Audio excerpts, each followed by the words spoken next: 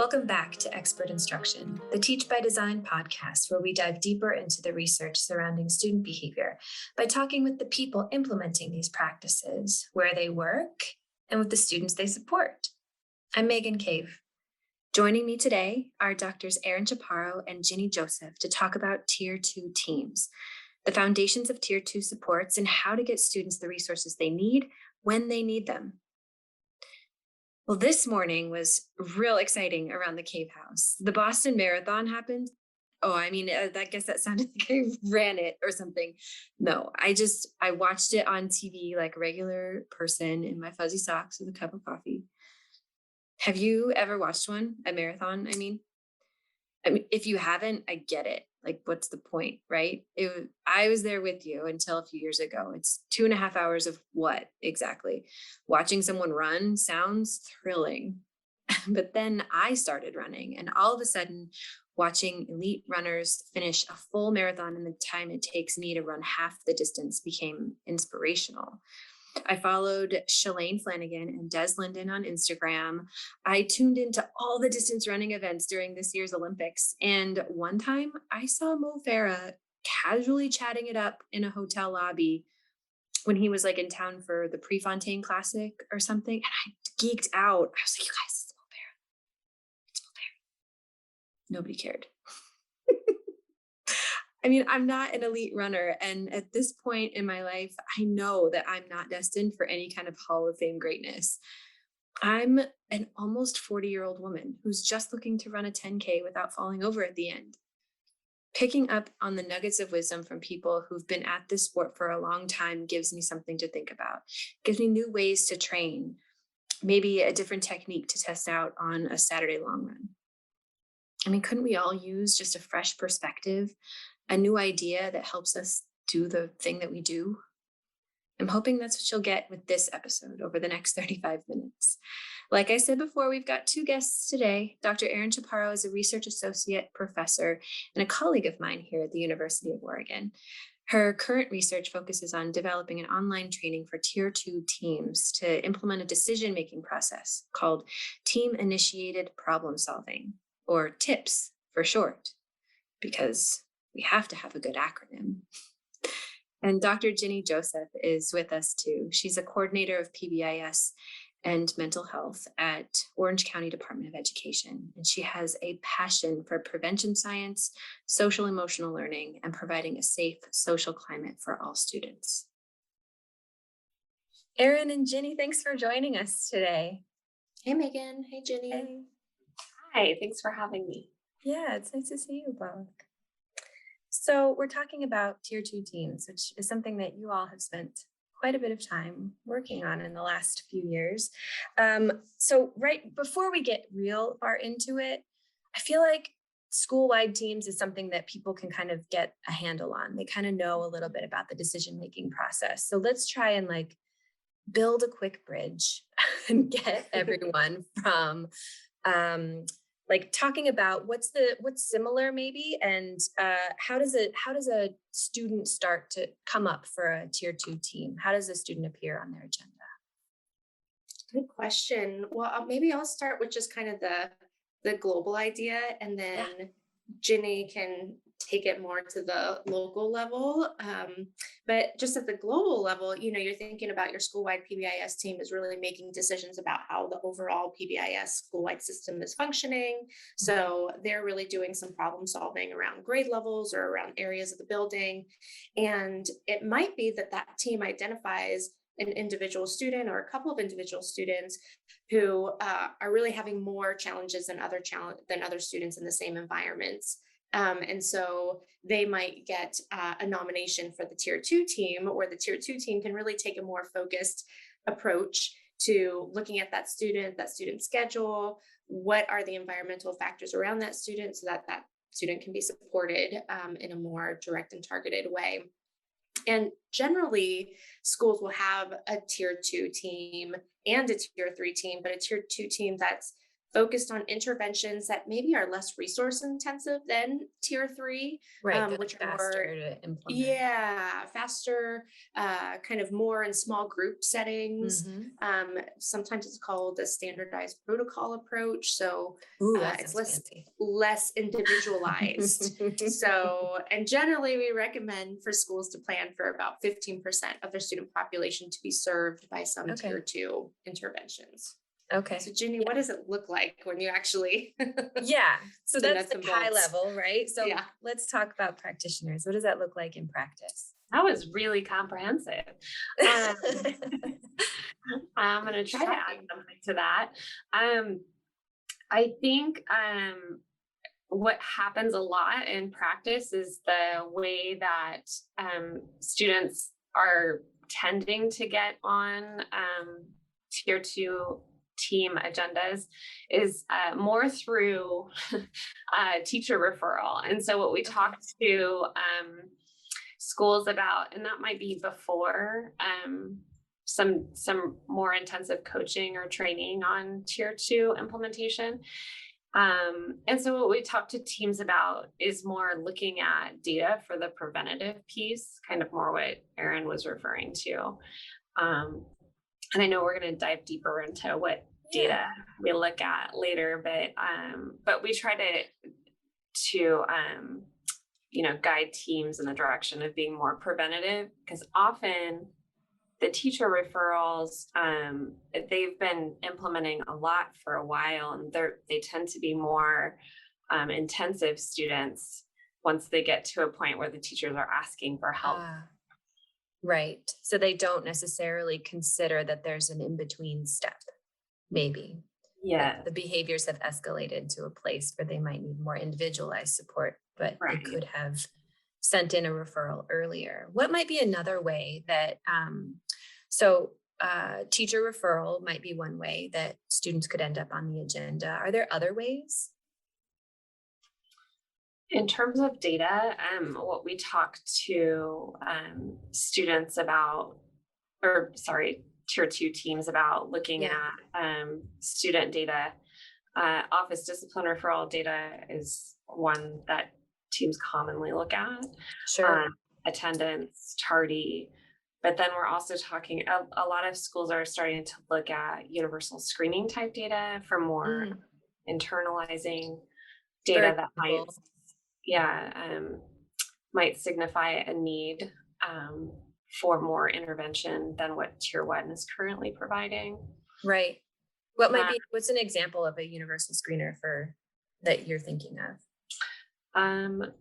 A couple that we talk about a lot with teams is the SDQ, the Strengths and Difficulties Questionnaire, as well as the SRSS, which is the Student Risk Screening Scale. I think I got that right. These acronyms, man, I swear. Sometimes I just feel like I'm scrambling an alphabet when I'm having an actual meeting, Yeah. Yeah, okay. And then a couple other active referrals. We advocate for making the referral something that you put on your website, maybe that students and parents could also access, and actively advertising that's there if you're concerned about your student, or if you as a student recognize that you need more support, then here's the way that you would access that. Yeah. So what does the tier 2 teaming process look like? So you've got some students, like now you're working as a team. I'm a little bit familiar personally, just through some of the work in the previous articles and the work that we just normally do, about what the school-wide team is doing during their decision-making process. So what is that like now at the tier 2 level? I think that's a tricky question for teams, actually. Oh, tell me. I feel it is. I feel like the composition of the tier 1 team is pretty straightforward. Like, here's what you do. You've got an administrator, you've got a coach, you've got representation across the different grade levels, or for secondary teams, it's subject areas. But and the tier 2 team needs an administrator, they need coaching support. But they also need more of that expertise around the social, emotional, behavioral supports. So that helps guide, reading the data and interpreting and selecting evidence-based interventions. So I think because schools are so different in terms of resources and capacity, there's no perfect formula for putting your tier 2 team together. As far as like who's on it. Yeah, I definitely agree. It varies. And according to the size of the school, the resources available, and that's personnel resources. And then we've seen some schools where they have like a tier 2 and combined tier 3 team. So one week they meet and they talk about tier 2 interventions and support. And then the next week they talk about tier 3 and do individual student problem solving. Another option is sometimes we've seen that there's, a tier 2 team, but one week it's more focused on coordination. And so they're talking more about housekeeping and like, well, how many kids do we have in this intervention? Or we're kind of overwhelmed over here, so we need some more support. So they're doing kind of more of those organizational systems problem solving on the coordination team. And then the next week they're talking about individual student progress monitoring and figuring out who's moving into which supports. And so there are a number of ways. There's a lot of moving parts. Yeah, definitely. And it has to have that contextual fit, like what's going to work for your school with the people that you have, so people aren't overwhelmed and meeting on too many teams and stretch them. Are there any like if you're going to structure your agenda, are there some ways that schools traditionally kind of work through it at all, or is it just still like super contextual, so everybody's kind of making things up on their own? Or are there some recommendations for like how you could work your way through your meeting? Yeah, well, Megan, I feel like if we were just having a tennis volley, you just hit me like the nicest ball and I could just like have it right over the net. Great. Because basically you've opened the door to team-initiated problem solving, which is near and dear to my heart.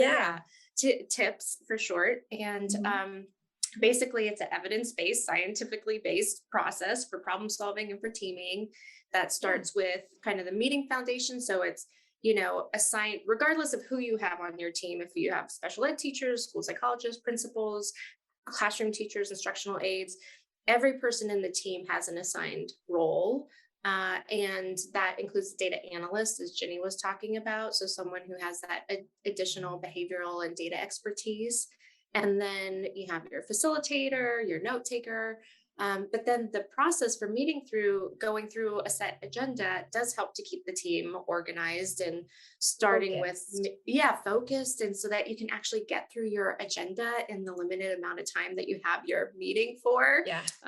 So you're not kind of bopping all over the place. Like, oh, we forgot to talk about that student. Right. Oh, wait, I forgot to follow up with you on that. Instead, we have all the students that were maybe progress monitoring. Then we have the students that are newly nominated. Then we have the students that were, need to follow up and transition to a different team. Maybe, go into a grade level team focused with teachers, or maybe tier 3, more intensive intervention supports.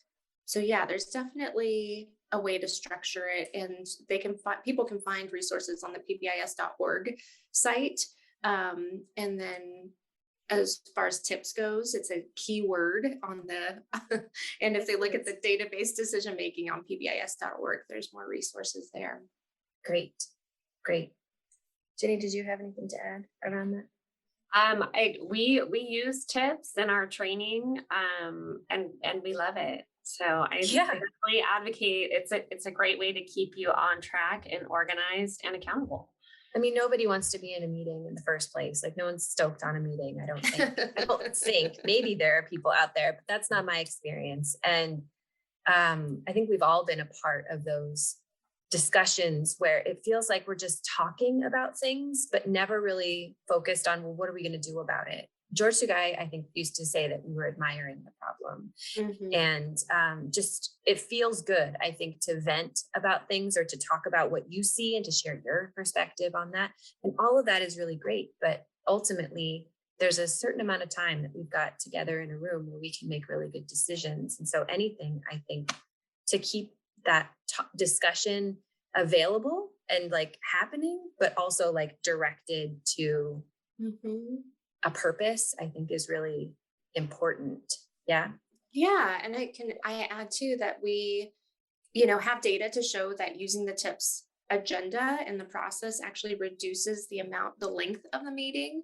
Nice. So, we've seen where teams have 45 minutes set aside regularly for their meeting, but then after starting to use the tips process, they're down to 35 minutes and they get done early and they can get people, back to their classrooms or wherever.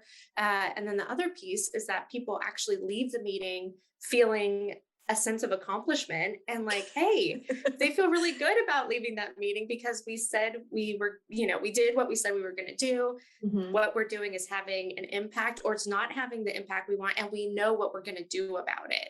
And so people leave the meeting feeling more purposeful and committed to the effort rather than leaving a meeting feeling frustrated and not sure about what the next steps are. I'm like envisioning one of those really terrible infomercials where it's like in black and white and like they're just all thumbs in the kitchen, and then something comes in and it's like, everything is so great now, that's what I'm hearing. Right. Yeah. The magic wand. What am I doing in my meetings? Like I should check out the tips.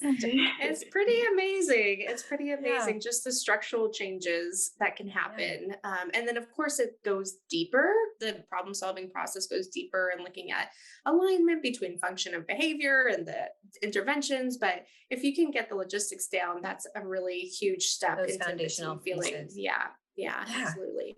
Yeah. So in our article for October, we always spend time talking about something called the October catch, which is around using your behavior, your school-wide behavior, to identify some students who could benefit from additional supports, and not just identifying them, but identifying them so early that they may not have even showed up on your radar in the first place. We're talking about students that have, I think it's 2 referrals by October, or 1 referral for defiance if you're in a middle school.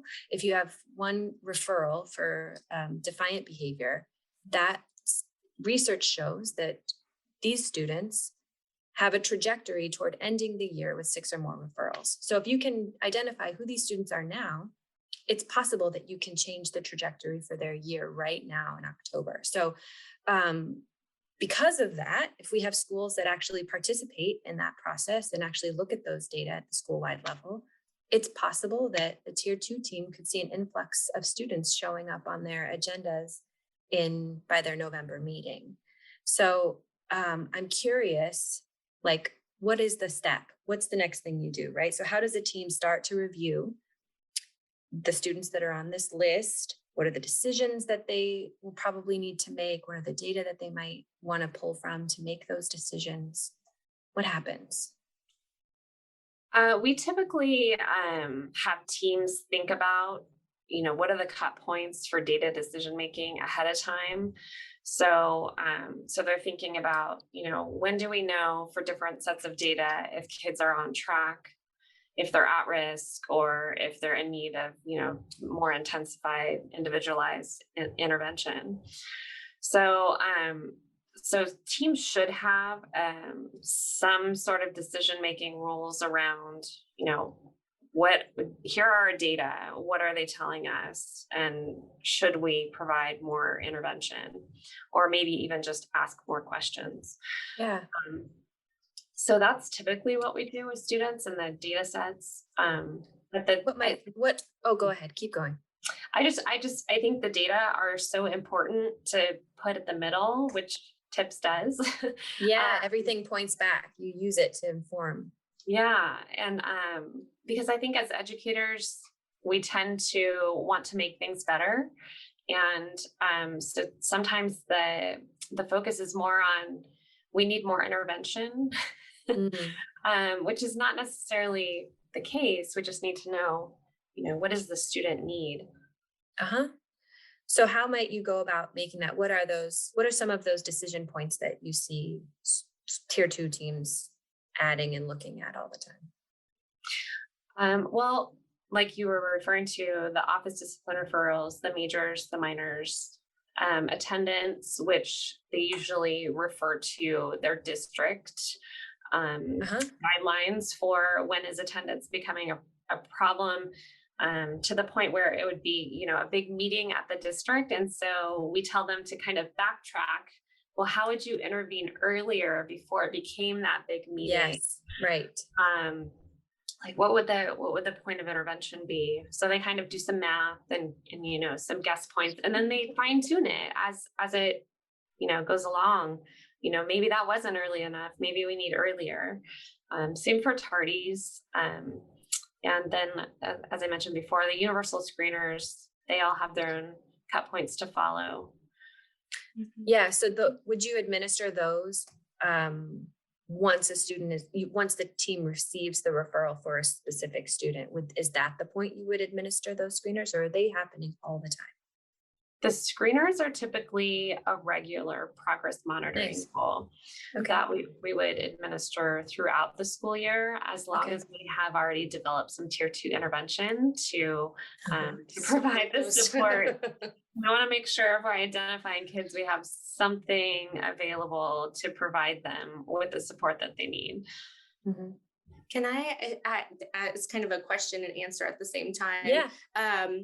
So one thing that we've been doing as part of the TIPS research is asking tier 2 teams to, at the beginning of the school year, look at their school enrollment and then figure out what's that number of 15% of their students. That's such a smart thing to do. Yeah, just like, okay, so that means that that we're going to have 50 kids. That 15% is 50 kids. And so do we have supports for spaces for 50 kids? And so when the October catch comes around, you can say like, actually, we have spots for 50 kids and we're only currently serving 25. So let's do our October catch, but then let's also see, okay, that gets us up to, maybe 45. Yeah. We technically have 5 more spots. So like, who can, kind of to Ginny's point about prevention, who can we identify now through teacher referral saying, here's the interventions. This is, the behaviors that they can typically support. Who do you have on your rosters that might benefit from this for 6 weeks, and see how that goes. But so that's something that we've been shifting to. Ginny, I don't know if you've had schools try a lot of times schools have too many kids and not enough intervention support. So it works the other way around. Yeah. But sometimes in the smaller rural schools, it actually is the other way, where they actually have spots for 25 kids, but they're only serving 19 kids. So when our schools start to do the math, they get a little nervous. So, Yeah. How are we going to do that? Yeah. But it is good to start, like, the beginning of the year is that time for menu planning, essentially. Like, what is your menu of interventions that you have available, and how many spots are available? And if we don't have the resources, that's when we need to go to the district to say, this is our student population. These are the needs we have. Here's our data to show this need over the long term. How can you support us to be able to serve those students? So, and I think schools are starting to also access community-based services and be a little bit more thoughtful about how we can use those community providers possibly at the tier 2 level, instead of just that individualized kid level at the tier 3 level, which we've traditionally done. Can you talk more about that? What does that look like, involving the community? How long is this? No. I don't know. Yeah, I think it starts with just developing the partnerships with community agencies. Here in Orange County, we have regional mental health coordinators at the county office. And so they've really been instrumental in helping districts access those community providers and make those connections and those relationships. So still an ongoing process, but we're getting there. Yeah, I think that's great.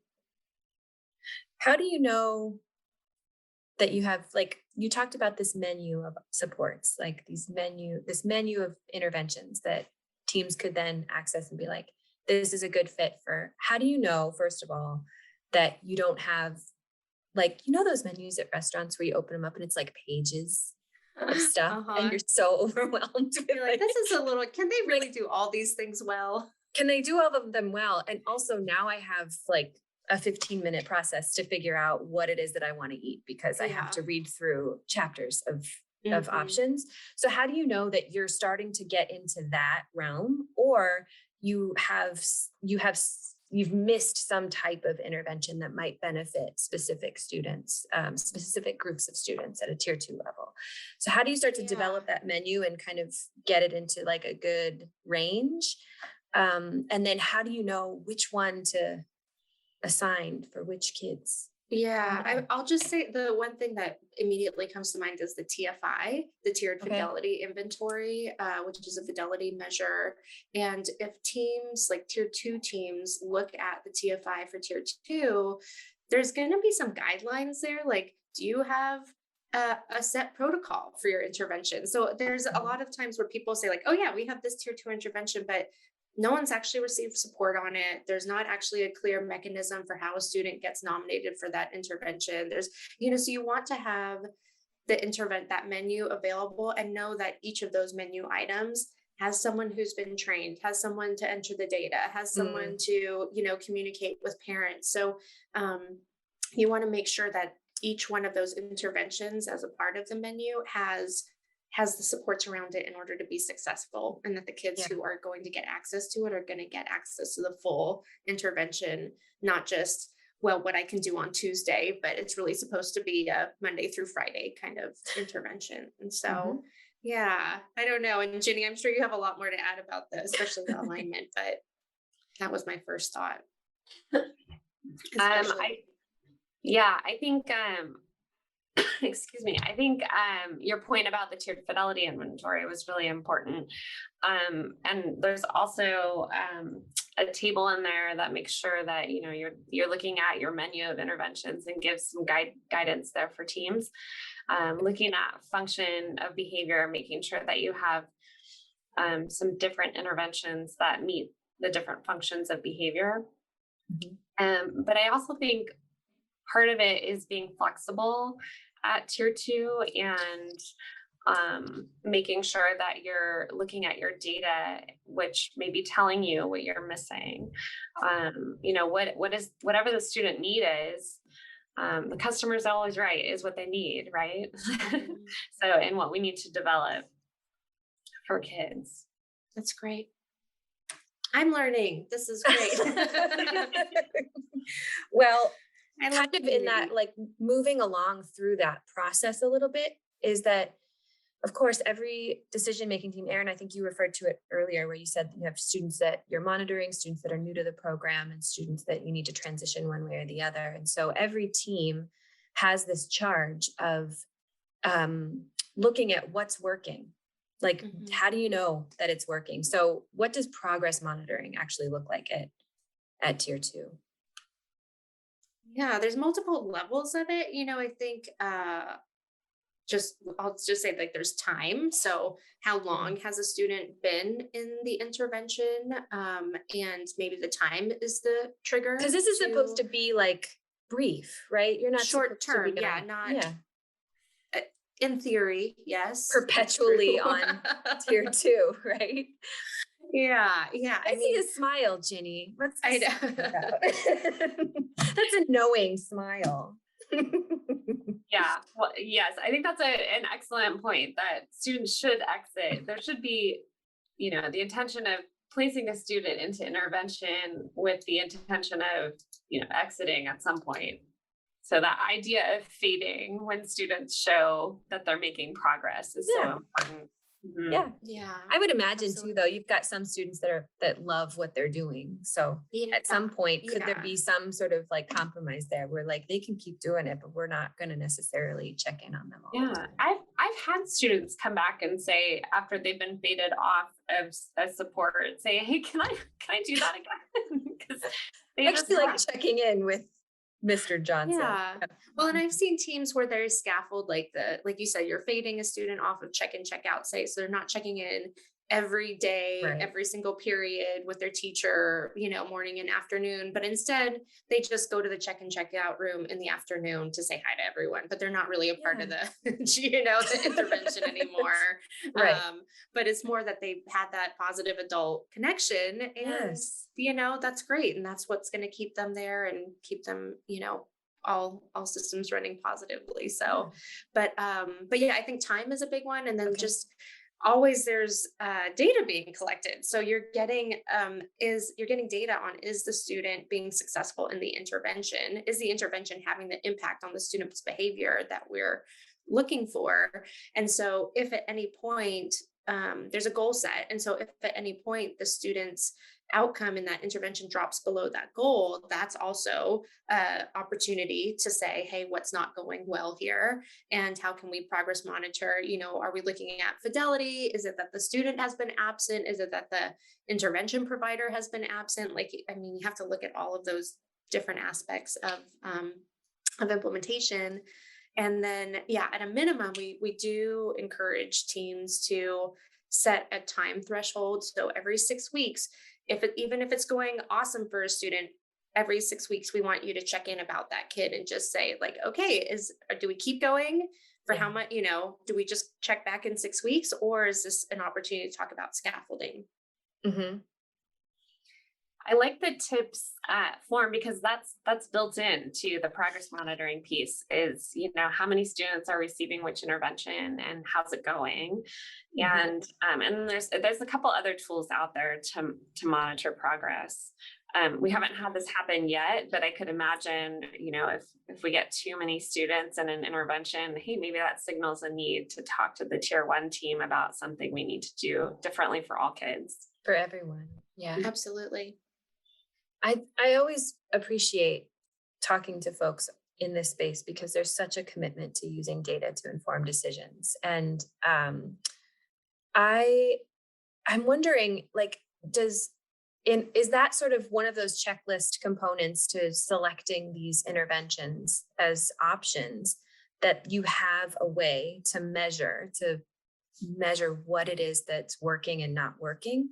Does every intervention come with a data point, or are there some where that's not the case? Are you speaking specifically to measuring fidelity of implementation?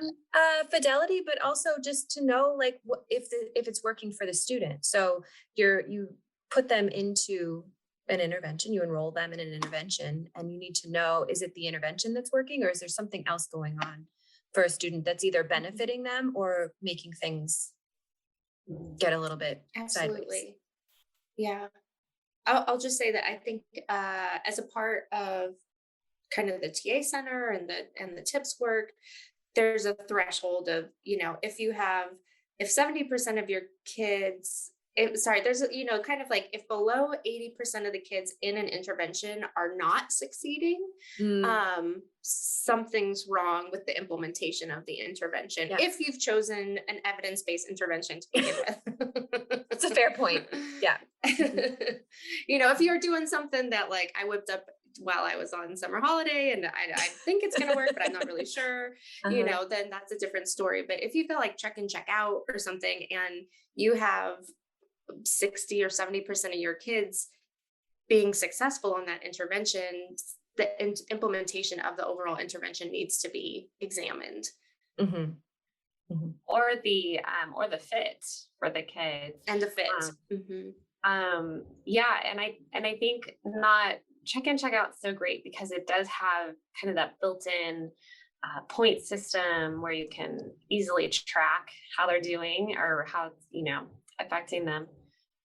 And I don't feel like every intervention has that built in. I think you're right. Sometimes we just have to build our own, what is the point of this intervention, and how do we measure if they're gaining those skills? Which I think is why it's so important to have the people on your team that can do that understand, what do we need to measure exactly? We don't have to be uncovering a student's deepest, darkest secrets to say whether or not it's being effective. It can be a little bit more objective than that. And that's something that the intervention provider can establish, right? So if you're running like a social skills group and you have a social skills curriculum, you've got 5 kids in, you can set that personal threshold of, these are the goals for the outcome for these 5 students. And, the important thing is to set a goal so that if it is successful or not, whatever your metrics are. So it doesn't have to be the database and the check and check out. There can be more informal methods of, but there needs to be some goal. way to check in and to know that it's not just your personal experience with this particular student, that it's actually like there's something going on that's actually helping and benefiting. There should be some way of measuring. It goes beyond I feel they're not. I feel like along with like what they're seeing on the playground. Yes, perhaps ask around. So anyway, I really, the thing about tier 2 teams is just, to me, it's not, you have like an area where you feel like real comfortable and confident. Tier 2 is not one of those for me.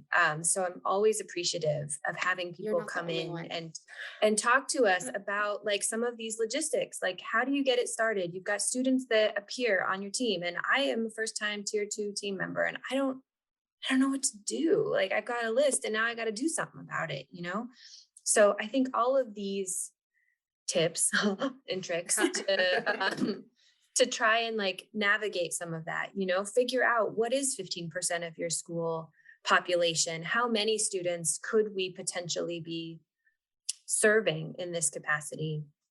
What are the data points associated with each of these interventions? Do we have enough people, adults, to run each of these programs, or should we scale back, or do we need to ask someone else for some additional resources? Have we reached out to the community to like see what's out there that could connect really well with students that we serve in our school? So all of that is like really good food for thought, and it's more than just a yes or no question. It's like big umbrella questions that you can actually talk about as a team. So this has been really helpful for me in my learning on things anyway. What else is coming up? What else is coming up for you guys? What are you working on right now? What's on the horizon? On the horizon, mostly what we're focusing on is integrating the equity and mental health work into our tier 1 implementation and supporting schools with that. I'm hopeful that maybe that will even affect some of the students who are coming into those tier 2 interventions. Yes, because as we've seen, we all are experiencing so much stress in our lives right now. We're trying to come off of the last 18 months. I feel like I keep saying 18 months and maybe it's longer now. I don't know. But it's like, it's been a big deal and it's had a big impact. Everyone's been affected. So doing it as a universal only can serve to help at tier 2. Yeah. Great. Yeah. Same question. Let's see here. What am I up to? Well, I guess I've been working a little bit with the Choose Kindness Foundation and their efforts to have Be Kind be one of the added school-wide expectations, the usual 3 Bs. So that's been a fun project to work on. And there's 84 schools across the country who are piloting that work. And then, and then continuing with the tips work, we're actively updating all the tips training materials right now. And soon we'll have some updated information on PBIS.org about tips. And so stay tuned there for that information. I'll stay tuned for that information. Yeah, me too. Me too. Me too. Well, I really appreciate you guys taking the time. Thanks so much. Thank you.